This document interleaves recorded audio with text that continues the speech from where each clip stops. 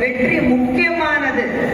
ஏன்னா என்னுடைய கணவர் இரட்டை இலை சின்னத்தில் நிற்கிறாரு, அதை விட பெருமை அவருக்கு வேற எதுவுமே கிடையாது.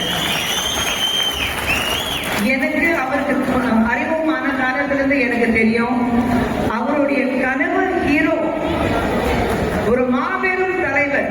அவர் பார்க்கிறது புரட்சி தலைவர் எம்ஜிஆர் அவர்கள். அவருடைய பாடல்கள், அவருடைய வரிகள், அவருடைய டயலாக்ஸ் பாட வராது சொல்லிடாதீங்க. ஆனா அவருடைய ஒவ்வொரு வரியும் அப்படி ஒரு வயநாட்டில் இருக்கு அவருக்கு.